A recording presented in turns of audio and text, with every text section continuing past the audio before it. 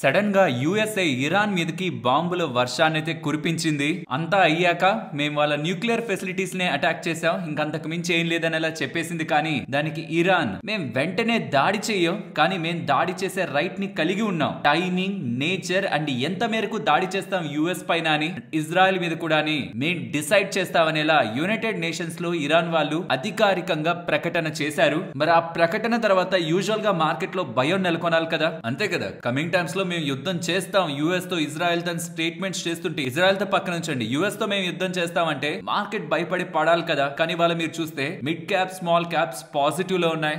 Nifty కొంత red లోనే ఉంది. Whereas crude oil strait of Hormuz ఏదైతే ఇంపార్టెంట్ నెట్వర్క్ ఉందో క్రూడ్ ఆయిల్ రిలేటెడ్ గా సీలో ఆ ఎంటైర్ పాసేజ్ నెట్వర్క్ ని క్లోజ్ చేస్తారనే స్టేట్మెంట్స్ వస్తే 2-3% పెరిగి మళ్ళీ ఏం లేదన్నట్టు, ఏం జరగలేదన్నట్టు, అసలు యుఎస్ ఇరాన్ మీద యుద్ధమే చేయలేదన్నట్టు, స్ట్రైట్ ఆఫ్ హార్మోజ్ క్లోజ్ చేసిన పెద్ద ఏం రియాక్షన్ ఉండదన్నట్టు మళ్ళీ దాని ప్లేస్ కి అది వచ్చేసింది. యూజువల్ గా యుద్ధం జరుగుతుంటే గోల్డ్ పెరగాలి, కానీ గోల్డ్ కూడా పడుతుంది, అట్లీస్ట్ న్యూట్రల్ గా ఉంది. ఈ లాజిక్ ని మీరు అర్థం చేసుకునే ప్రయత్నం చేస్తే మార్కెట్ లో చాలా విషయాలు రిలేటెడ్ గా మీరు మిగతా వాళ్ళకంటే ఇంకొంత బెటర్ గా ఆలోచిస్తారు. దాన్ని వాళ్ళ వీడియోలో మీకు ఎక్స్ప్లెయిన్ చేసే ప్రయత్నం చేస్తాను. ఇక వీడియోని స్టార్ట్ చేద్దాం. సెన్సెక్స్ 511 పాయింట్స్ డౌన్ అయ్యి 81,897 దగ్గర క్లోజ్ అయితే, నిఫ్టీ 140 పాయింట్స్ డౌన్ అయ్యి 24,972 దగ్గర క్లోజ్ అయింది. వెరాస్ బ్యాంక్ నిఫ్టీ 193 పాయింట్స్ డౌన్ అయ్యి 56,059 దగ్గర క్లోజ్ అయింది. ఫ్రెండ్స్, ఇవాళ ఓపెన్ అయ్యే టైం కి యుఎస్ వాళ్ళు ఇరాన్ మీద ఇలా సర్ప్రైజ్ గా అటాక్ చేశారు నెల చాలా ఫైనాన్షియల్ ప్లాట్ఫామ్స్ లోనూ మీరు చూసుంటారు. ఈవెన్ మన టెలిగ్రామ్, వాట్సాప్ గ్రూప్స్ లో కూడా అప్డేట్ ని షేర్ చేశాను. యూజువల్ గా ఎలాంటి పానిక్నెస్ క్రియేట్ అయి ఉంటుందంటే మార్కెట్ లో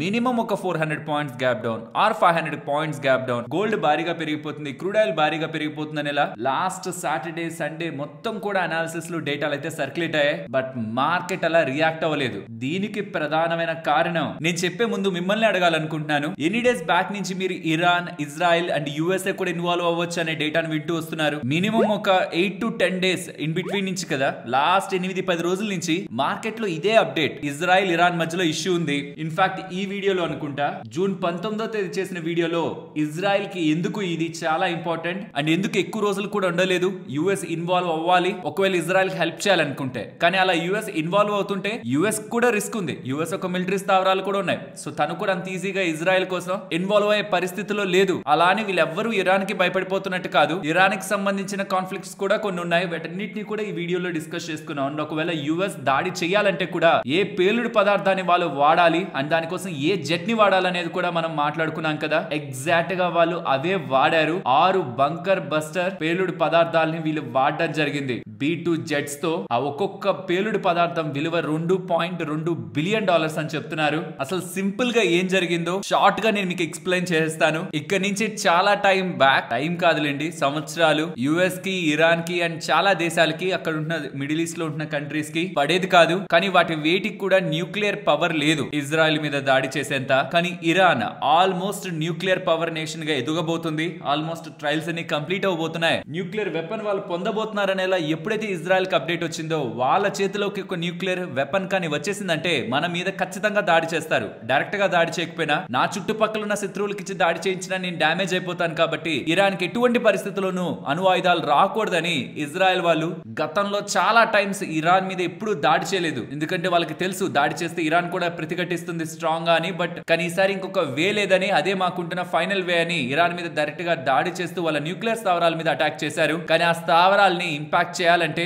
యుఎస్ సపోర్ట్ అవసరం. బికాస్ ఆ స్థావరాలు అంత దూరం వెళ్లి అది కొట్టాలంటే మాత్రం ఈ పేలుడు పదార్థాలు కావాలని మార్కెట్ కి కూడా తెలుసు. ఇదే నేను మీకు రీసెంట్ వీడియోస్ లో కూడా చెప్పింది. మార్కెట్ కి విషయం ముందుగానే తెలుసు. ఇన్ఫాక్ట్ ఇది ఇరాన్ వాళ్ళకు కూడా తెలుసు. మరి తెలిసి ఏం చేశారు ఇరాన్ వాళ్ళు? యుఎస్ వాళ్ళ పేలుడు పదార్థం వేస్తే వాళ్ళ రిలేటెడ్ గా ఉన్న న్యూక్లియర్ సైట్స్ ఇంపాక్ట్ అవుతాయని వాళ్ళకి ముందుగానే తెలుస్తున్నప్పుడు వాళ్ళు ఏమైనా తగు జాగ్రత్తలు తీసుకున్నారా వాటిని ప్రొటెక్ట్ చేయడానికి? దాని గురించి కూడా మాట్లాడుకుందాం. ఇలా ఇజ్రాయెల్ ఎందుకు ఇరాన్ మీద అటాక్ చేస్తుందన్న దానికి క్లారిటీ ఉంది. అండ్ యుఎస్ వాళ్ళకి ఇజ్రాయెల్ కి హెల్ప్ చేయాలంటే ఖచ్చితంగా పేలుడు పదార్థాలతో ఇరాన్ మీద దాడి చేస్తారన్న క్లారిటీ కూడా మార్కెట్ కు ఉంది. బట్ అంత ఈజీగా అలా చిటికలో యుఎస్ వెళ్ళి చేసేస్తదని అయితే లేదు. ఎందుకంటే యుఎస్ రిలేటెడ్ గా కూడా రిస్క్ ఫ్యాక్టర్స్ ఉన్నాయి. ఇది రీసెంట్ వీడియోస్ లో మాట్లాడుకున్నాం. బట్ ఆన్ ఆఫ్ సడన్ మేము 2 వారాలు తీసుకుంటాం, గ్యాప్ తీసుకుంటాం, తర్వాత డిసైడ్ అవుతాం ఇజ్రాయెల్ కి సపోర్ట్ చేయాలా లేదా, అంటే ఇరాన్ మీద మేము పేలుడు పదార్థాలు వేయాలా లేదా, న్యూక్లియర్ ఫెసిలిటీస్ మీద అనేది 2 వారాల తర్వాత డిసైడ్ అవుతాం అనేలా యుఎస్ వాళ్ళు చెప్పారు. అలా చెప్పిన కొంత టైం కే మార్కెట్స్ అన్ని క్లోజ్ అయినాయి. సాటర్డే రోజే సడన్ గా ఇరాన్ కి సంబంధించిన న్యూక్లియర్ ఫెసిలిటీస్ మీద మనం ఏ పేలుడు పదార్థాలు, ఏ జెట్లని వాడాలి వేయాలనుకున్నామో వాటిని వాడి వాటి ఫెసిలిటీస్ మీద వేశారని,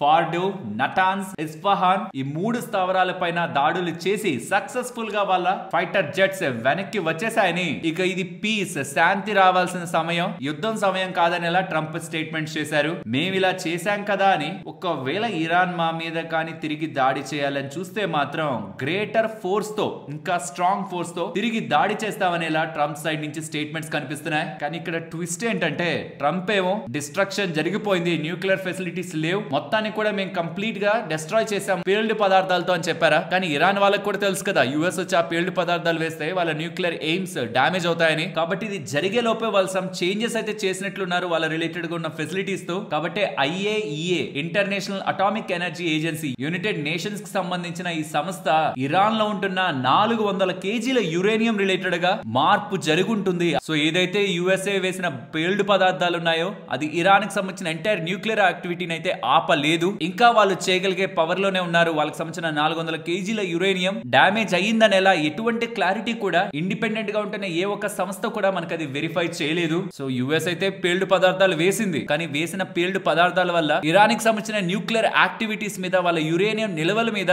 దాడి జరిగిందా లేదా అనేది అయితే క్లారిటీ లేదు. ఇలా జరగగానే మేము యుఎస్ మీద ప్రతీకార చర్యలు తీర్చుకుంటాం, మేము అటాక్ చేస్తాం, కానీ అది ఎప్పుడు ఏంటనేది మళ్ళీ చెప్తాం అనేలా స్టేట్మెంట్స్ అయితే వాళ్ళు యునైటెడ్ నేషన్స్ వేదికగా చేశారు. అండ్ స్ట్రైట్ ఆఫ్ హార్మోజ్ ని ఇమీడియట్ గా బ్లాక్ చేయాలని ఇరాన్ సుప్రీం లీడర్ కి సంబంధించిన prominent adviser and even parliament కూడా అఫీషియల్ గా సపోర్ట్ చేసింది. కానీ ఇంకా ఇరానియన్ గవర్నమెంట్ అఫీషియల్ గా ఎటువంటి డెసిషన్ కూడా దీని మీద తీసుకోలేదు. ఆటోమేటిక్ గా ఈ జరిగిన చర్యపై ఇజ్రాయెల్ వాళ్ళు పాజిటివ్ గానే కదా ఉంటారు, ఇరాన్ వాళ్ళు నెగిటివ్ గానే ఉంటారు. యుఎస్ వాళ్ళేమో జరిగిన అటాక్ న్యూక్లియర్ యాక్టివిటీస్ మీద కానీ ప్రభుత్వం మీద, దేశం మీద కాదని చెప్తూనే మాకు పొలిటికల్ గా ఎటువంటి వ్యూ లేదు, కానీ ప్రెసెంట్ ఉన్న రెజిమ్, ప్రెసెంట్ ఉన్న గవర్నమెంట్ ఇరాన్ ని స్ట్రాంగ్ గా మార్చుకోలేనప్పుడు ఎందుకు కొత్త గవర్నమెంట్ వచ్చి మేక్ ఇరాన్ గ్రేట్ అగైన్ చేయకూడదు?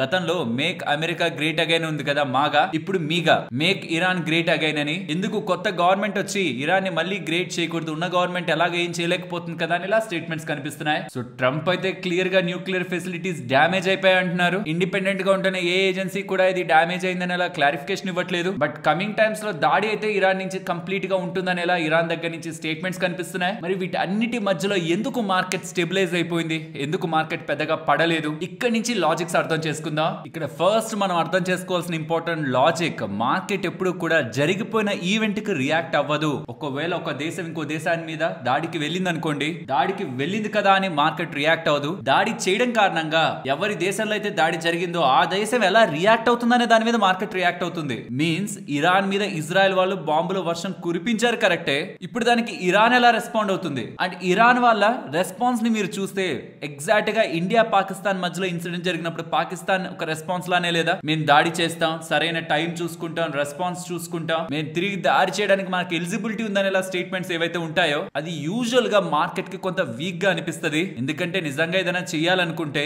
ఎలాగో చాలా డేస్ పార్ట్ నుంచి నలుగుతుంది కాబట్టి యుఎస్ అలా చేసిన వెంటనే ఇరాన్ సమాధానం చెప్పుండాలి. కానీ ఇన్ఫాక్ట్ ఇరాన్ కూడా ప్రిపేర్డ్ గానే ఉంది, యుఎస్ అలా దాడి చేస్తుంది, మనం జస్ట్ ఆ నిలవలను అక్కడి నుంచి బయటకు పంపించుకుంటే వాటిని సేఫ్ గార్డ్ చేసుకుంటే చాలు. లేదు ఇరాన్ వాళ్ళందరూ కూడా మన మీద దాడి చేస్తే ఇరాన్ గమ్ముకుంటుందా, మనం కూడా ఏదో ఒకటి చేయాలి కదా అంటే యుఎస్ కి సంబంధించిన కొన్ని స్థావరాల పైన అటాక్ చేసేసి అక్కడ ఏ నష్టం చేయకుండా మేము కూడా తిరిగి గట్టిగానే సమాధానం చెప్పామనేలా ఇరాన్ ప్రజలకు చెప్పేసుకొని దాన్ని ఎండ్ చేసేసుకుందాం. ఇక్కడ మన ఇండియా పాకిస్తాన్ రిలేటెడ్ గా ఇన్సిడెంట్ లో కూడా అదే కదా ప్రచారం జరిగింది, మన ఇండియా మీద ఏదో భారీగా దాడి చేసినట్లు, ఇంకేదో సాధించేసినట్టు, ఏదో స్థావరాలు నాశనం చేసినట్టు అక్కడ ప్రచారం చేసుకున్నారు. కానీ అలాంటి ఎన్విరాన్మెంట్ ఏం మెయింటైన్ అవ్వలేదు కదా, జస్ట్ ఆ దేశంలో ఉన్న ప్రజల్ని నమ్మించగలిగితే చాలు మనం తిరిగి గట్టిగా సమాధానం చెప్పామని. అలా ప్రెసెంట్ ఇరాన్ ఈ ఇష్యూని స్లో ట్రాక్ చేస్తుంది, అంత పెద్దగా రెస్పాన్స్ ఇవ్వదని market as of now believe చేస్తూ ఉంది. కాబట్టి ఆఫ్టర్ ఇన్సిడెంట్ స్టార్టింగ్ లో కొంత పానిక్నెస్ కనిపించిన small and mid cap space లో స్టెబిలిటీ స్ట్రాంగ్ గానే అరైజ్ అయింది. ఇవాళ ఐటీ స్టాక్స్ పడ్డాయి, దానికి కారణం యాక్సెంచర్ రిలేటెడ్ గా ఉంటున్న అప్డేట్. నెంబర్స్ ఏం వీక్ గా లేవు, మళ్ళీ అది మాట్లాడుకుందాం లేండి ఐటీ స్టాక్స్ రిలేటెడ్ గా.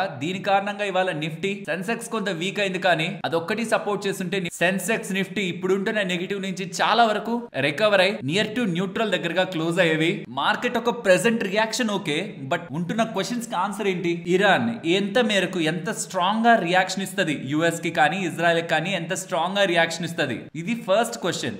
దీనికి ఆన్సర్ ఎవ్వరికీ తెలియదు. కమింగ్ టైమ్స్ లో వెయిట్ చేసి చూడాల్సిందే. సడన్ గా ఏదో ఒకటి చిన్నగా చేసేసి మేము కూడా దాడి చేసామని చెప్పి ఆపేస్తుందా? స్ట్రాంగ్ గా యుద్ధం చేయడానికి ప్రయత్నిస్తుందా? స్ట్రాంగ్ గా యుద్ధం చేయడానికి ప్రయత్నించుంటే ఇవాళ క్రూడ్ ఆయిల్, గోల్డ్ స్ట్రాంగ్ గానే పెరుగుండాలి. బట్ గ్లోబల్ గా ఉంటున్న బిగ్ ఇన్స్టిట్యూషన్స్ తో సహా ప్రతి ఒక్కరు ఇరాన్ రిలేటెడ్ గా వస్తున్న ప్రతి రెస్పాన్స్ ని క్యాలిక్యులేట్ చేసుకొని అంత స్ట్రాంగ్ గా రియాక్ట్ అయ్యేలా కనిపించట్లేదని అయితే నమ్ముతున్నారు. మీరు ఎలా అనుకుంటున్నారో కూడా వీలైతే చెప్పండి.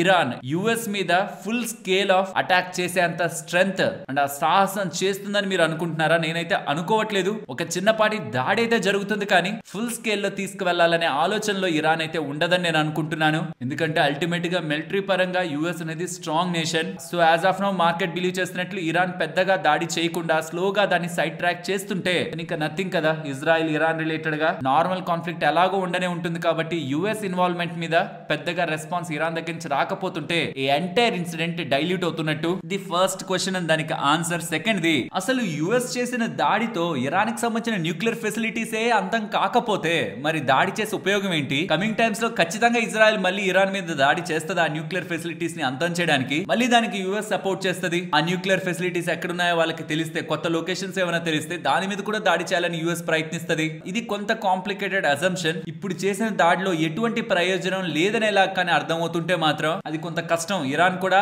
ఆ నిలువలు ఉన్నాయి సేఫ్ గా అని చెప్తే ఎక్కడ మళ్ళీ యుఎస్ దాడి చేస్తుందా అని ఖచ్చితంగా దీన్ని సీక్రెట్ గా ఉంచాలనే మెయింటైన్ చేస్తారు. వాళ్ళ బెస్ట్ ట్రై వాళ్ళు చేస్తారు. బట్ ఇజ్రాయెల్ కి ఏ మాత్రం సందేహం ఉన్నా వాళ్ళ దగ్గర ఇంకా ఈ యురేనియం నిల్వలతో న్యూక్లియర్ యాక్టివిటీ చేయడానికి పవర్ ఉందని మళ్ళీ ఇజ్రాయెల్ వాళ్ళ మీద దాడి చేయడం, యుఎస్ ఒక సపోర్ట్ కోరడం, యుఎస్ కూడా ఏదో ఒక టైంలో మళ్ళీ యాడ్ అవడం, ఈసారి ఇరాన్ ఎలా రెస్పాండ్ అవుతుందని మార్కెట్ కొంత కంగారు పడ్డాం. ఈ సెకండ్ క్వశ్చన్ కే ప్రాబబుల్లీ మనం ఇంపార్టెన్స్ ఇవ్వాల్సి ఉంటుంది కమింగ్ టైమ్స్ లో. బట్ అది తెలియాలంటే అసలు ఇరాన్ కి సంబంధించి న్యూక్లియర్ యాక్టివిటీ మీద ఏ మేరకు డ్యామేజ్ జరిగింది అనేది మనకు అర్థం కావాలి. యాజ్ ఆఫ్ నో ఆ ఇన్ఫర్మేషన్ లేదు. అండ్ పార్లమెంట్ అండ్ ఇరాన్ కి సంబంధించిన సుప్రీం లీడర్ ఒక అడ్వైజర్ చెప్తున్నట్టు స్ట్రైట్ ఆఫ్ హార్మోజ్ ఏమైనా క్లోజ్ చేస్తారా? మార్కెట్ అయితే క్లోజ్ చేస్తుంది అనుకోవట్లేదు. ఎందుకంటే క్లోజ్ చేసేది అయితే ఇమీడియట్ గా అటాక్ జరిగినప్పుడే క్లోజ్ చేయాలి. ఇంత టైం తీసుకొని వెయిట్ చేసి క్లోజ్ చేద్దాం డిసైడ్ అవ్వరు కాబట్టి అది కూడా పాసిబిలిటీలోంచి మార్కెట్ పక్కకు తీసినట్లు కనిపిస్తుంది. కానీ ఒకవేళ క్లోజ్ చేస్తుంటే స్ట్రైట్ ఆఫ్ హార్మోజ్ క్లోజ్ చేస్తుంటే మాత్రం 20% ఆఫ్ గ్లోబల్ ఆయిల్, ఇండియాకి సంబంధించి కూడా 50% అందులో నుంచి వెళ్తుంది. బట్ మన ఇండియా కంటే కూడా చైనాకి దాని మీద డిపెండెన్సీ ఎక్కువ ఉంది. అండ్ చైనాకి ఇరాన్ కి రిలేషన్ స్ట్రాంగ్ గా ఉండాలంటే అది క్లోజ్ చేయకూడదు. కాబట్టి చైనాని మైండ్ లో పెట్టుకొని అయినా సరే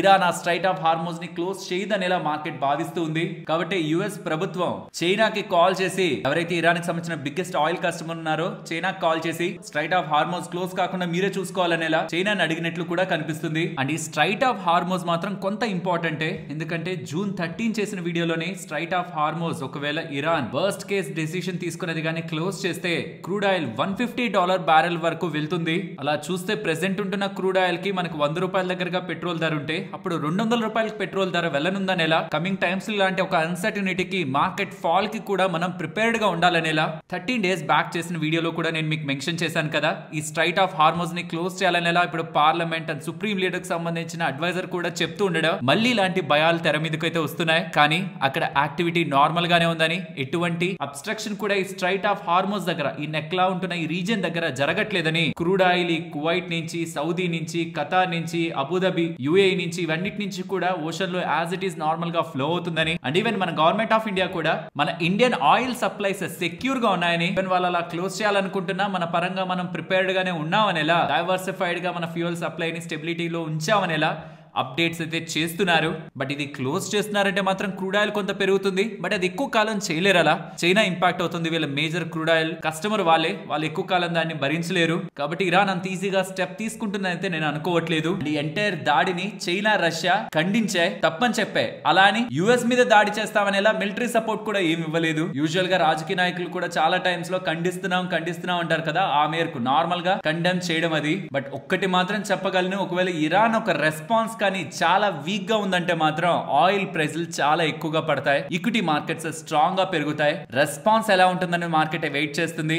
రెస్పాన్స్ ఏ మాత్రం స్ట్రాంగ్ గా ఉన్నా మార్కెట్ ఇంకొంత నెగిటివ్ అవుతుందేమో, బట్ వీక్ గా ఉంటే మాత్రం స్ట్రాంగ్ గా రికవర్ అయ్యేదానికి అవకాశం ఉంది. సో ఇన్వెస్టర్స్ కి ఒకటే చెప్తున్నాను, మనం తీసుకుంటున్న రిస్క్ ఇరాన్ ఒక రెస్పాన్స్ మీద ఆధారపడి ఉంటుంది. ఇరాన్ పెద్దగా రెస్పాన్స్ ఇవ్వలేదంటే రిస్క్ మొత్తం డైల్యూట్ అయ్యి మార్కెట్ పాజిటివ్ గా ప్లే అవుతుంది. ఇరాన్ స్ట్రాంగ్ రెస్పాన్స్ ఇచ్చిందంటే ఆల్రెడీ మార్కెట్ అది ఎక్స్పెక్ట్ చేస్తుంది కాబట్టి కాబట్టే కదా రీసెంట్ టైమ్స్ లో పడింది, కాబట్టి కొంత మేరకు పడుతుంది. ప్రతిసారి రిస్క్ రివార్డ్ ఉంటుంది కదా, సో ఇక్కడ రిస్క్ ఉంది, రివార్డ్ ఉంది. రిస్క్ ఉంటే కొంత మార్కెట్ పడుతుంది, రివార్డ్ ఏంటంటే ఇరాన్ దగ్గర నుంచి వీక్ రెస్పాన్స్ ఉంటే క్రూడ్ ఆయిల్ పడ్డం, మార్కెట్ స్ట్రాంగ్ గా రికవర్ అవడం, రెండు కూడా ఈవెంట్ ద్వారా మనకి జరుగుతాయి. హోప్ మీకు ఈ ఎంటైర్ ఇన్సిడెంట్ రిలేటెడ్ గా క్లారిటీ వచ్చిందని.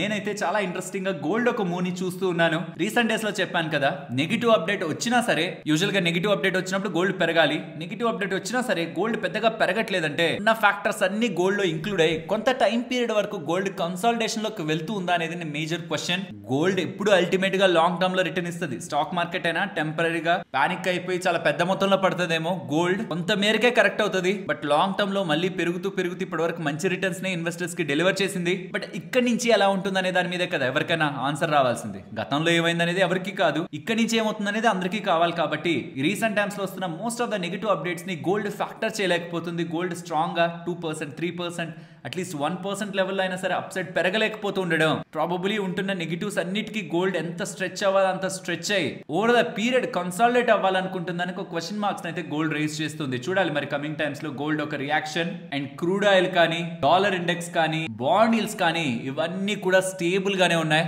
అవి ఎటువంటి పెద్దగా ప్రామినెంట్ రెస్పాన్స్ ఇవ్వలేదు. ఇమీడియట్ గా క్రూడ్ ఆయిల్ పెరిగింది 2-3%, మళ్ళీ కూల్ ఆఫ్ అయిపోయింది. ఈల్డ్స్ కానీ, డాలర్ ఇండెక్స్ కానీ ఇవన్నీ కూడా ఈ జరిగిన దాడి కారణంగా ఎటువంటి ప్రభావాన్ని చూపించలేదు. అండ్ గ్లోబల్ మార్కెట్స్ చూడండి, యూజువల్ గా ఎలా ఉండాలో అలా ఉన్నాయన్నమాట. రెడ్ కనిపిస్తుంది కదా అంటే ఎంత రెడ్ అది, గట్టిగా 0.5% కూడా పడలేదు గ్లోబల్ మార్కెట్స్. బట్ మీరు ఇక్కడ ఒకటి అబ్జర్వ్ చేశారా, ఒకప్పట్లా కాకుండా ఇక్కడ సర్ప్రైజ్ ఎలిమెంట్స్ ప్లే అవుతున్నాయి. మన ఇండియాలో ఎలా అయితే మాక్ డ్రిల్ పెట్టి సడన్ గా వెళ్ళి మనం అటాక్ చేసామో, యుఎస్ కూడా 2 వారాల తర్వాత రెస్పాన్స్ ఇస్తానని చెప్పి అందరినీ కొంత డైవర్ట్ చేసి అటాక్ చేసే ప్రయత్నం చేసింది. స్ట్రాటజీ ఇంచుమించుగా మనం వాడిన స్ట్రాటజీ లానే ఇక్కడ ప్లే అవుతుంది. అండ్ రెస్పాన్స్ కూడా పాకిస్తాన్ ఏం రెస్పాన్స్ ఇచ్చిందో అక్కడ ఇరాన్ కూడా అలాంటి రెస్పాన్స్ నే ఇచ్చింది. ఎందుకు ఇలా నేను కంపేర్ చేసి చెప్తున్నానంటే, ఈ 2 కంట్రీస్ మధ్యలోనే దాడి జరిగినప్పుడు రెస్పాన్స్ మనకి ఇంపార్టెంట్ మార్కెట్ పరంగా.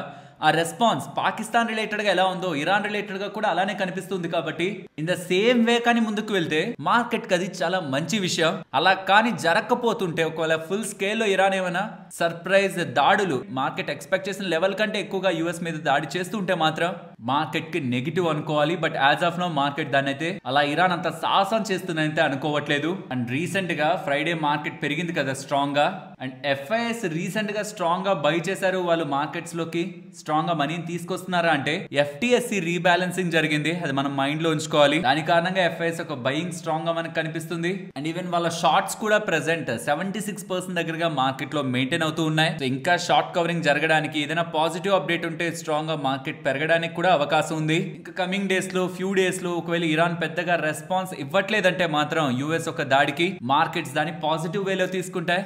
ఎనీ వీక్ యాక్షన్ మార్కెట్స్ ని పెంచుతుంది, క్రూడ్ ఆయిల్ ని తగ్గిస్తుంది, గోల్డ్ ని కూడా కొంత కూల్ ఆఫ్ చేస్తుంది. లెట్స్ వెయిట్ ఇరాన్ ఎటువంటి రెస్పాన్స్ ఇస్తుంది US దాడికని.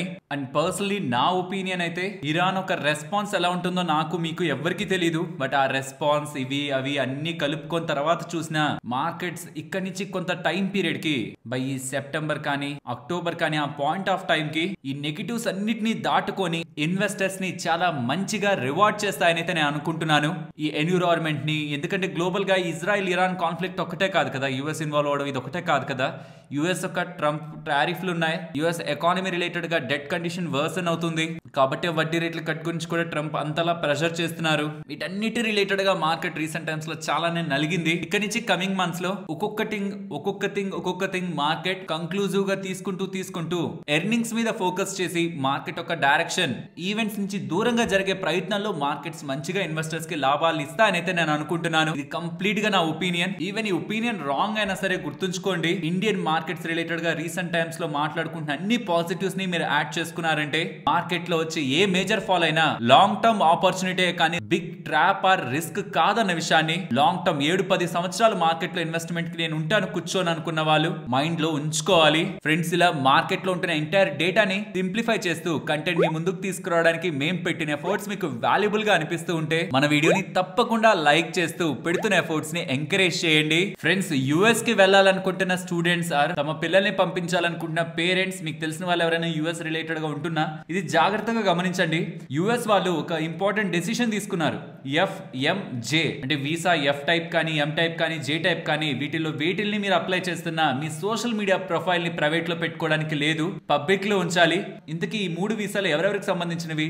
F type visa academic గా ఎవరైనా చదవాలనుకుంటారు కదా, కాలేజ్, యూనివర్సిటీ, స్కూల్స్ లో చదవాలనుకుంటారో వాళ్ళకి. ఎం టైప్ ఏంటంటే vocational or non academic studies ఉంటాయి కదా, టెక్ స్కూల్, ట్రేడ్ ప్రోగ్రామ్స్, వాళ్ళ వెళ్తుంటారా వాళ్ళకి. J type visa exchange visitor అనమాట, research scholar, cultural exchange, internship కోసం ఎక్స్చేంజ్ విజిటర్ ప్రోగ్రామ్ లో వెళ్తుంటారా, జే టైప్ వీసా వాళ్ళకి. దీంట్లో ఏ దాని పరంగా మీరు వెళ్ళాలనుకుంటున్నా ఆర్ మీ పిల్లలు తెలిసిన వాళ్ళు ఎవరైనా వెళ్ళాలనుకుంటున్నా సోషల్ మీడియా ప్రొఫైల్స్ ని లాక్ లో పెట్టుకోవడానికి అవ్వదని, అది పబ్లిక్ లో పెట్టే అప్లై చేయాలనేలా యుఎస్ ఎంబసీ వాళ్ళు అప్డేట్స్ అయితే చేస్తున్నారు. నెక్స్ట్ ఇవాళ డాక్టర్ లాల్ పాత్ ల్యాబ్స్ చూసినా, థైరోకేర్ చూసినా ఎక్కువగా పడి ఉంటుంది కదా. ప్రధానమైన కారణం అమెజాన్ వాళ్ళు డయాగ్నోస్టిక్స్ లో కూడా ఎంటర్ అవుతున్నట్లు చెప్తున్నారు. కానీ వీళ్ళ ఓన్ గా కాదు, వీళ్ళు ఆరెంజ్ హెల్త్ అనే వాళ్ళతో, ఆరెంజ్ హెల్త్ ల్యాబ్స్ అనే వాళ్ళతో పార్ట్నర్షిప్ ని ఏర్పాటు చేసుకొని బెంగళూరు, ఢిల్లీ, గుర్గావ్, నోయిడా, ముంబై అండ్ హైదరాబాద్ రీజియన్స్ లో అక్రాస్ ది 6 సిటీస్ 450+ దగ్గరగా పిన్ అంటే సర్వీస్ ఉంటున్న ఏరియాస్ లో ఫస్ట్ బిజినెస్ ని స్టార్ట్ చేస్తారని, స్లోగా బిజినెస్ ని పెంచుకుంటారని,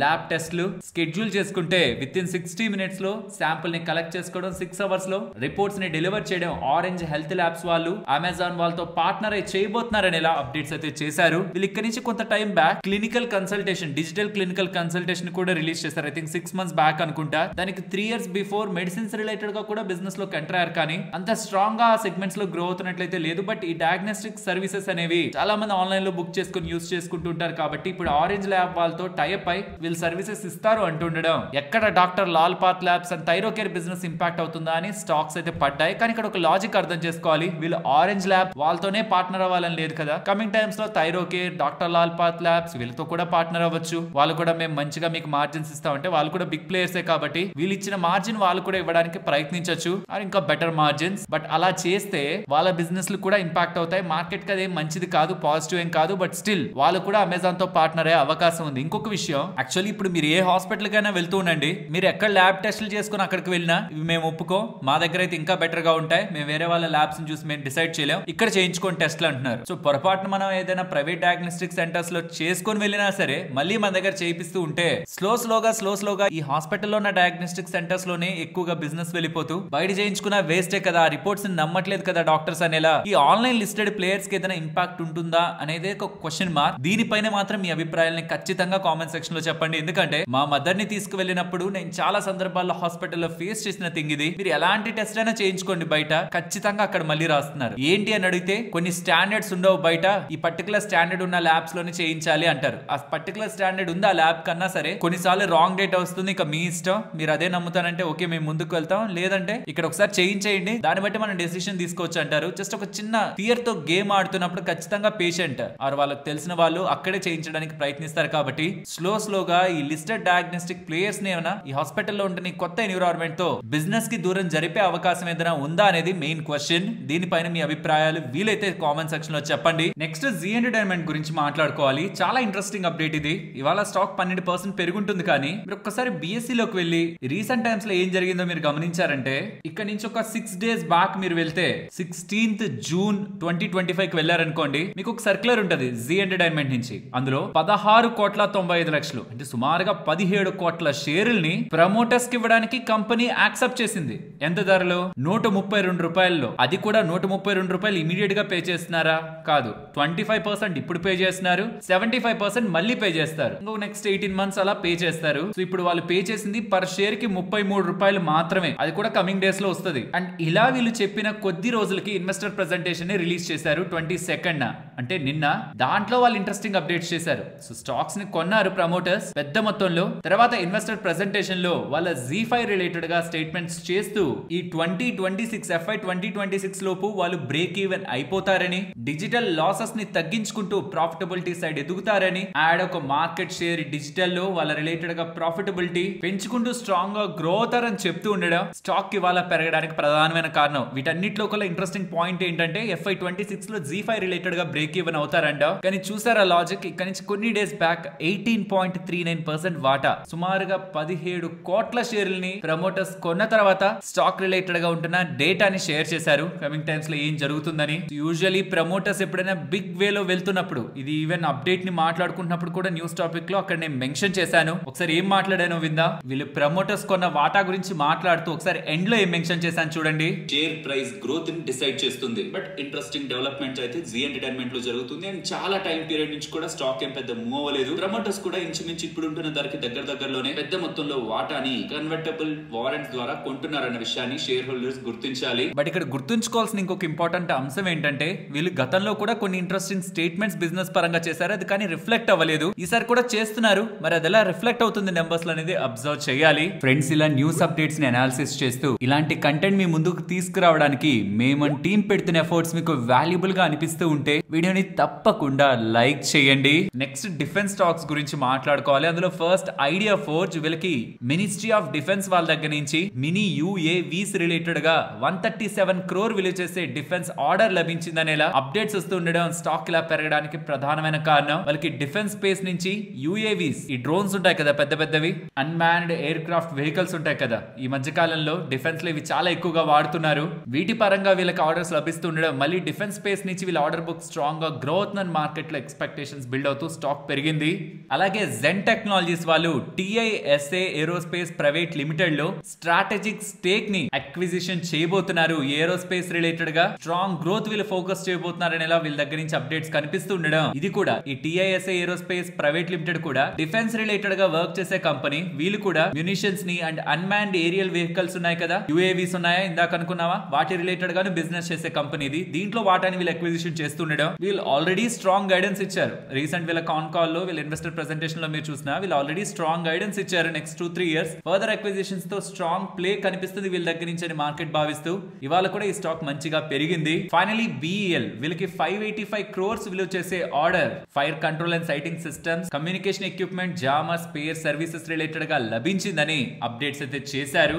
next reserve bank of India దగ్గర నుంచి స్మాల్ ఫైనాన్స్ బ్యాంక్ కి బిగ్ అప్డేట్ వచ్చింది అనుకోవాలి. అడిషనల్ ప్రియారిటీ సెక్టార్ లెండింగ్ ని 35% నుంచి 20% కి రిడ్యూస్ చేశారు. దీంతో ఓవరాల్ వాళ్ళ ప్రయారిటీ సెక్టార్ లెండింగ్ 75% నుంచి 60% తగ్గుతుంది. ఏంటి ప్రియారిటీ సెక్టార్ లెండింగ్? కొన్ని సెక్టార్స్ కి ఖచ్చితంగా లోన్ ఇవ్వాల్సిందే, తక్కువ వడ్డీ రేటుకి లోన్ ఇవ్వాల్సిందే అని బ్యాంక్స్, ఫైనాన్షియల్ ఇన్స్టిట్యూషన్స్ కి చెప్తుంది. ఎగ్జాంపుల్, అగ్రికల్చర్ లోన్ తక్కువ రేట్ కే కదా ఉంటుంది, హోమ్ లోన్ కూడా తక్కువ రేట్ కే కదా ఉంటుంది. కానీ అదే personal loans, credit card related గా ఇస్తున్న లోన్స్ కానివ్వండి, బిజినెస్ లోన్స్ కానివ్వండి, అవి ఎక్కువ వడ్డీ రేట్ ఉంటాయి కదా. మరి ఏ బ్యాంక్ ను వదిలినా అవన్నీ ఆ లోన్స్ ఇచ్చుకుంటాయని ఎడ్యుకేషనల్ లోను, అగ్రికల్చర్ లోన్ ఎందుకు ఇస్తాయి? హోమ్ లోన్ అంటే సెక్యూర్డ్ అనుకుందాం. మిగిలిన లోన్స్ రిలేటెడ్ రిస్క్ ఉండినా సరే వీళ్ళు ఇవ్వాల్సిందే. ఎందుకంటే గవర్నమెంట్, ఆర్బీఐ ప్రియారిటీ సెక్టార్స్ అని కొన్ని పెట్టుకుని వాటికి లోన్స్ ఇవ్వాల్సిందే అని చెప్తాయి. దాని కారణంగా బ్యాంక్స్ కి కొంత మేరకు వడ్డీ అనేది తగ్గుతుంది. స్మాల్ ఫైనాన్స్ బ్యాంక్స్ కూడా 75% దగ్గరగా ప్రయారిటీ సెక్టార్ లో లెండింగ్ ఉండాలి మీకు అని చెప్పింది. కాస్త ఇప్పుడు అడిషనల్ ప్రయారిటీ సెక్టార్ లెండింగ్ ని 35 నుంచి 20 కి రిడ్యూస్ చేయడం కారణంగా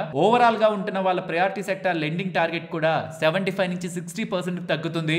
FY26 నుంచి అమలు అవుతుంది అంటున్నారు. కాబట్టి ఇది అన్ని స్మాల్ ఫైనాన్స్ బ్యాంక్స్ కూడా మంచి విషయం. నెక్స్ట్ ఇంటరార్క్ గురించి మాట్లాడుకోవాలి. వీళ్ళకి ఏథర్ ఎనర్జీ ఉంది కదా, వాళ్ళ దగ్గర నుంచి 80 crores విలువ చేసే ప్రీ ఇంజనీర్డ్ బిల్డింగ్ రిలేటెడ్ గా ఆర్డర్ లభించిందని, 9 months లో ఇది కంప్లీట్ చేస్తారని అప్డేట్ అయితే చేస్తున్నారు. ఫ్రెండ్స్, యాక్సెంచర్ వాళ్ళు నెంబర్స్ ని పోస్ట్ చేసిన తర్వాత స్టాక్ ఎక్కువగా పడింది. యుఎస్ లో లిస్ట్ అని ఈ కంపెనీ చాలా ఎక్కువగానే పడింది. దీంతో మన ఇండియన్ ఐటీ స్టాక్స్ కూడా ఇవాళ పడ్డాయి. బట్ ఆ నెంబర్స్ ని కొంత బ్రేక్ డౌన్ చేసి చూసారంటే mid and small cap space లో ఉంటున్న ఐటీ కంపెనీస్ కి యాక్చువల్లీ మంచిగానే, పాజిటివ్ గానే ఉండాలని డేటా ఉంది. అది ఎలాగో చెప్తాను. ఎందుకు అసలు ఫస్ట్ స్టాక్ అక్కడ యాక్సెంచర్ స్టాక్ పడింది? రెవెన్యూ ఏమైనా బాగా లేదా, ప్రాఫిట్ లో ఏమైనా, మార్జిన్ లో ఏమైనా మిస్ జరిగిందంటే లేదు. ఈసారి నెంబర్స్ బాగున్నాయి. ఇన్ఫాక్ట్ ఎక్స్పెక్టేషన్స్ ని బీట్ చేశాయి. ప్రాబ్లం అంతా ఎక్కడంటే వాళ్ళ ఫెడరల్ రెవెన్యూ ఉంటుంది కదా, గవర్నమెంట్ సైడ్ నుంచి వచ్చే ఆర్డర్స్ ఉంటాయి కదా, అవి వీక్ అవుతున్నాయి అన్నారు. దాంతో పాటు అవుట్ సోర్సింగ్ బుకింగ్ ఉంటుంది కదా, అది షార్ప్ గా డౌన్ అయింది. ఈ రెండింటి రిలేటెడ్ గా మాత్రమే మనం నెగిటివ్ చూడాలి. రెస్ట్ అంతా మీరు చూస్తే వీళ్ళ హెల్త్ కానీ, బ్యాంకింగ్ అండ్ ఫైనాన్షియల్ స్పేస్ కానీ, ఏ రిలేటెడ్ ఉన్న డివిజన్స్ కానీ అవుట్ పర్ఫార్మ్ చేశాయి. సో దీంతో మెజారిటీ ఆఫ్ మన large cap IT and particular గా స్మాల్ అండ్ మిడ్ క్యాప్ ఐటీకి అయితే ఇది మంచిదే. బట్ లార్జ్ క్యాప్ ఐటీలో కొన్నిటికి అవుట్ సోర్సింగ్ బుక్ స్ట్రాంగ్ గా ఉంటుంది కదా, వాటికి ఏమైనా నెగిటివ్ ఇంపాక్ట్ ఉంటుందా? అండ్ గవర్నమెంట్ రిలేటెడ్ గా, యూఎస్ గవర్నమెంట్ రిలేటెడ్ గా ఎవరికైనా ఎక్స్పోజర్ ఉంటుంటే వాళ్ళకి ఏదైనా ఇంపాక్ట్ ఉంటుందా అని ఒక క్వశ్చన్ మార్క్స్ తప్పించి దాని గురించి డేటా వెతకడానికి ప్రయత్నించాను. యూఎస్ ఫెడరల్ బుక్ ఎవరెవరికి ఎంత ఉంది మన ఐటీ కంపెనీస్ కానీ, అక్కడక్కడ ఆర్టికల్స్ లో డేటా కనిపిస్తుందే కానీ అఫీషియల్ గా వీళ్ళ యాన్యువల్ ఫైలింగ్స్ లో నాకు ఇంకా డేటా కనిపించలేదు. కనిపించగానే అప్డేట్ చేస్తాను మన వీడియోస్ లోనే. యాజ్ ఆఫ్ నౌ ఒక కాంక్రీట్ స్ట్రాంగ్ నెగిటివ్ ఎవిడెన్స్ అనేలా మన ఐటీ కంపెనీస్ కి ఏం కనిపించట్లేదు. అవుట్ సోర్సింగ్ రిలేటెడ్ గా డ్రాప్ కనిపిస్తుంది, అదొకటే కన్సర్న్. బట్ రెస్ట్ అంతా డివిజన్స్ పరంగా చూసినప్పుడు హెల్త్, బ్యాంకింగ్ అండ్ ఫైనాన్షియల్ ఇవే కదా majority of IT companies related గా స్ట్రాంగ్ వర్టికల్స్. అక్కడ స్ట్రాంగ్ గ్రోత్ కనిపించింది కాబట్టి ఓవరాల్ మన ఐటీ ప్యాక్ మీద అంత సీరియస్ ఇంపాక్ట్ ఉందని అయితే నేను అనుకోవట్లేదు. బట్ ఇవాళ ఎంటైర్ ఐటీ ఫాల్ అయిందైతే మాత్రం యాక్సెంచర్ రిలేటెడ్ గా government orders and out sourcing related గా డ్రాప్ ఉంటుందని, కానీ వీళ్ళ గైడెన్స్ ని ఇంప్రూవ్ చేశారు. 5 to 7% ఉంటుంది అన్నారు, బట్ ఇప్పుడు 6 to 7 చేశారు. అంటే లోయర్ ఎండ్ లో 5 ని 6 కి అప్గ్రేడ్ చేశారు. నెక్స్ట్ టీవీఎస్ వాళ్ళు వాళ్ళ కొత్త 150cc vehicle echo trust engine తో ఉంటున్నది all new TVS HLX 150 5G ని కాంగోలో వాళ్ళు లాంచ్ చేశారని, 5 గేర్ ట్రాన్స్మిషన్ తో ఉంటూ స్ట్రాంగ్ గ్లోబల్ ఫుట్ ప్రింట్ తో సక్సెస్ఫుల్ గా ఉంటున్న వీళ్ళ HLX సిరీస్ లో మోడల్ ఇప్పుడు కాంగోలో లాంచ్ అవుతుందనేలా, ఆఫ్రికాలో లాంచ్ అవుతుందనేలా టీవీఎస్ వాళ్ళైతే అప్డేట్ చేస్తున్నారు. నెక్స్ట్ ఈ రాష్ట్ర కొద్ది రోజుల నుంచి చూస్తుంటే BSE రిలేటెడ్ గా ఉంటున్నవి నెగిటివ్ అప్డేట్స్, ఎందుకంటే వాళ్ళ ఎక్స్పైరీని మూవ్ చేస్తున్నారు. కానీ BSE స్టాక్ పెరుగుతుందా? దీనికి పాసిబుల్ రీజన్ ఏంటంటే BSE అండ్ ఇండిగో నిఫ్టీ 50 లోకి రాబోతున్నాయని, IndusInd Bank and Hero MotoCorp ని రీప్లేస్ చేస్తూ BSE ఇండిగో నిఫ్టీ 50 లోకి వస్తుందనే ఒక వార్తలతోనే ఇవి నిఫ్టీ 50 లోకి వస్తే మరి BSE లోకి ఎన్ని మ్యూచువల్ ఫండ్స్ డబ్బులు పెట్టాలి? నిఫ్టీ 50 లో అదొక పార్ట్ అయితే, ఇండిగోలో కూడా ఇప్పటివరకు మ్యూచువల్ ఫండ్స్ డబ్బులు పెట్టుండకపోయిండొచ్చు. బట్ ఇవి రెండు ఇప్పుడు నిఫ్టీ 50 లోకి వస్తే చాలా మ్యూచువల్ ఫండ్స్ ఇప్పుడు BSE అండ్ ఇండిగోలో డబ్బులు పెట్టాల్సి ఉంటుంది. Semi annual review Nifty related గా ఆగస్ట్ లో జరుగుతుంది. అక్కడ కానీ BSE ఇండిగో కానీ నిఫ్టీలోకి వచ్చాయంటే మాత్రం ఐ థింక్ అలా వస్తుందని నాకు ఎక్స్పెక్టేషన్స్ తోనే రీసెంట్ టైమ్స్ లో పెరిగింది. బట్ వస్తే మాత్రం BSE రిలేటెడ్ గా చాలా మ్యూచువల్ ఫండ్స్ ఒక ఇంట్రెస్ట్ పెరుగుతుంది. అండ్ ఇండిగో రిలేటెడ్ గా కూడా సెమీ యాన్యువల్ రివ్యూ జరిగేది ఆగస్ట్ లో, బట్ అది ఎఫెక్ట్ అయ్యేది సెప్టెంబర్ లో అన్న విషయాన్ని ఇన్వెస్టర్స్ గుర్తుంచుకోవాలి. నెక్స్ట్ LT ఫుడ్స్ కి వాళ్ళ eco pure organic soybean meal exports related గా USA వాళ్ళు 340% దగ్గరగా డ్యూటీని విధించారని, అది జనవరి టు డిసెంబర్ 2023 ఇన్ బిట్వీన్ జరిగిన 50 కోట్ల సేల్ మీద 340% డ్యూటీ ట్యాక్స్ అనేది విధించారని అప్డేట్స్ అయితే కనిపిస్తున్నాయి. దీని కారణంగా material impact and significant impact ఏం వాళ్ళ ఎర్నింగ్స్ అండ్ క్యాష్ ఫ్లోస్ మీద ఉండదనేలా LT ఫుడ్స్ వాళ్ళైతే చెప్తున్నారు. బట్ స్టాక్ అయితే ఒక పాయింట్ లో 10% దగ్గరగా పడి చివరికి ఒక 6% దగ్గరగా నెగిటివ్ గా ఎండ్ అయింది. ఆదాని రిలేటెడ్ గా ఇంట్రెస్టింగ్ అప్డేట్ కనిపిస్తుంది. ఇండియాకి సంబంధించిన first off grid 5 megawatt green hydrogen pilot plant ని వీళ్ళు కమిషన్ చేశారని, ఇది fully solar powered with battery storage తో ఉంటూ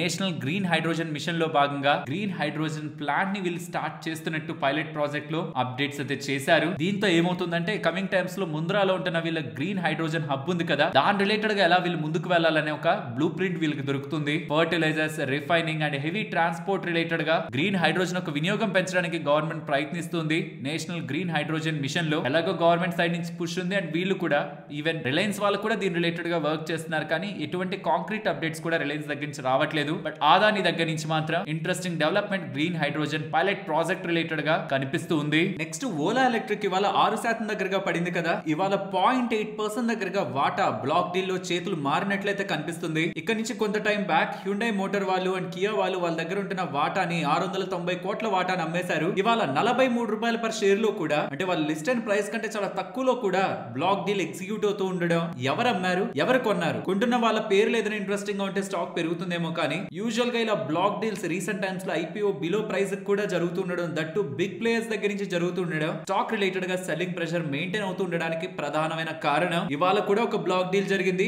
ఇంట్రెస్టింగ్ నేమ్స్ ఉంటే మనం రేపటి వీడియోలో మాట్లాడుకుందాం. బోండాడా ఇంజనీరింగ్ వాళ్ళు 2.71 crore విలువ చేసే data centre operational order Microsoft వాళ్ళ దగ్గర నుంచి గెలుచుకున్నారని, హైదరాబాద్ కి సంబంధించిన మైక్రోసాఫ్ట్ వాళ్ళ డేటా సెంటర్ దగ్గర నుంచి వీళ్ళకి ఆర్డర్ వచ్చినట్టు, జూలై 1 నుంచి వీళ్ళు ఎగ్జిక్యూషన్ స్టార్ట్ చేస్తారని, డిజిటల్ ఇన్ఫ్రా స్పేస్ లో కూడా బోండాడా ఇంజనీరింగ్ వాళ్ళు గ్రో అవ్వాలనేలా ఎయిమ్ ఉంటున్నట్లు అప్డేట్స్ అయితే చేశారు. సోలార్ ఇండస్ట్రీస్ వాళ్ళకి 158 crores విలువ చేసే ఆర్డర్ మినిస్ట్రీ ఆఫ్ డిఫెన్స్ దగ్గర నుంచి లభించినట్టు, నెక్స్ట్ 1 year లో కంప్లీట్ చేస్తారనేలా చెప్తున్నారు. అలాగే NBCC వాళ్ళకు కూడా 296.53 crore విలువ చేసే PMC order Meerut development authority వాళ్ళ దగ్గర నుంచి లభించిందని, PMC అంటే project management consultancy order, Meerut Uttar Pradesh లో రీడెవలప్మెంట్ ప్రాజెక్ట్స్ పరంగా వీళ్ళకి ఆర్డర్ లభించిందని చెప్తున్నారు. నెక్స్ట్ రిలయన్స్ ఇన్ఫ్రా వాళ్ళు 273 crore లోన్ ని JR టోల్ రోడ్ రిలేటెడ్ గా ఎస్ బ్యాంక్ వాళ్ళతో సెటిల్ చేసేసుకున్నట్టు, దీంతో ఎస్ బ్యాంక్ రిలేటెడ్ గా ఉంటున్న వాళ్ళ entire out standing debt clear అయిందని, ఇంక్లూడింగ్ వడ్డీతో సహా. దీంతో గ్యారంటీడ్ ఆబ్లిగేషన్స్ నుంచి రిలయన్స్ ఇన్ఫ్రా రిలీజ్ అయిందని అప్డేట్స్ అయితే కనిపిస్తున్నాయి. ఇవాళ Aditya Birla life style brands market లో లిస్ట్ అయింది. ఆదిత్య బిర్లా ఫ్యాషన్ రీటైల్ వేరు, ఆదిత్య బిర్లా లైఫ్ స్టైల్ వేరు. ఇది చాలా ఇంట్రెస్టింగ్ లిస్ట్ అయిన కంపెనీ, చాలా ఇంట్రెస్టింగ్ కంపెనీ. ఎందుకంటే ఇక్కడ ఉన్నాయి చూసారా ఇంపార్టెంట్ బ్రాండ్స్ అని, ఏవైతే ఆదిత్య బిర్లా రిలేటెడ్ గా మాట్లాడుకుంటుంటామో అవన్నీ కూడా ఇప్పుడు లిస్ట్ అయిన కంపెనీలోనే ఉన్నాయి. అండ్ ఇవాళ లిస్ట్ అయ్యాక స్టాక్ 7% దగ్గరగా పడింది. వారే రెన్యూబుల్ టెక్ వాళ్ళకి 100 megawatt solar solar project Vietnam related గా ఎంఓయూ కుదిరినట్టు, క్లీన్ ఎనర్జీ ఈపీసీ సెగ్మెంట్ లో ఇంటర్నేషనల్ ఎక్స్పాన్షన్ కి వీళ్ళు ఎంతగానో ప్రయత్నిస్తున్నారు కదా, అందులో భాగంగా వీళ్ళకి ఆర్డర్ లభించినట్లు వియత్నాం లో వారే రెన్యూబుల్ టెక్ వాళ్ళు అప్డేట్ చేస్తున్నారు. ట్రాన్స్ఫార్మర్స్ అండ్ రెక్టిఫైర్స్ వాళ్ళకి 139 crore విలువ చేసే ఆర్డర్ జిందాల్ ఎనర్జీ వాళ్ళ దగ్గర నుంచి, బోట్స్వానా వాళ్ళ దగ్గర నుంచి లభించిందని, 12 ట్రాన్స్ఫార్మర్స్ ని నెక్స్ట్ ఫైనాన్షియల్ ఇయర్ లోపు వీళ్ళు డెలివర్ చేస్తారని ఇలా ఇంటర్నేషనల్ ఆర్డర్ తో గ్లోబల్ ప్రెసెన్స్ వీళ్ళకి స్ట్రెంథన్ అవుతుందని ఇలా అప్డేట్ చేస్తున్నారు. పాలీక్యాబ్ రిలేటెడ్ గా పాలీక్యాబ్ పెరగడానికి ప్రధానమైన కారణం జెఫ్రీస్ వాళ్ళ రిలేటెడ్ ఉంటున్న నోట్. బట్ దానికి ముందే బిఎస్ఎన్ఎల్ దగ్గర నుంచి కూడా వాళ్ళకి 6,447 కోట్ల ఆర్డర్ వచ్చింది కదా. దీంతో పాటు జెఫ్రీస్ వాళ్ళు కూడా ఒక నోట్ ని రిలీజ్ చేస్తూ ఇక్కడ నుంచి పెరుగుతుందని, organised cable and wire market లో మార్కెట్ షేర్ ని వీళ్ళు గెయిన్ అవుతూ 26-27% మార్కెట్ షేర్ ని వీళ్ళు కమాండ్ చేస్తూ స్ట్రాంగ్ గ్రోత్ నా సెగ్మెంట్ లో తీసుకొస్తూ, దీంతో పాటు FMEG fast moving electronic goods లో కూడా లాస్ట్ 10 quarters నుంచి ప్రాఫిటబుల్ గా ఉంటూ ఎర్నింగ్స్ ని, మార్జిన్స్ ని, మార్కెట్ షేర్ ని గెయిన్ అవుతూ స్ట్రాంగ్ గా వీళ్ళు ఆర్డర్ బుక్ ని పెంచుకుంటూ ఉండడం, పాలీక్యాబ్ పెరుగుతుందనేలా దానికి టార్గెట్ ని కూడా గతంలో ఇచ్చిన టార్గెట్ కంటే ఇంక్రీజ్ చేస్తూ 7,150 ఇస్తూ ఉండడం స్టాక్ ఇవాళ స్ట్రాంగ్ గ్రీన్ లో ఎండ్ అయింది. మరొక ఇంట్రెస్టింగ్ వీడియోతో మళ్ళీ మీ ముందుకు వస్తాను. అంతవరకు టేక్ కేర్. జై హింద్.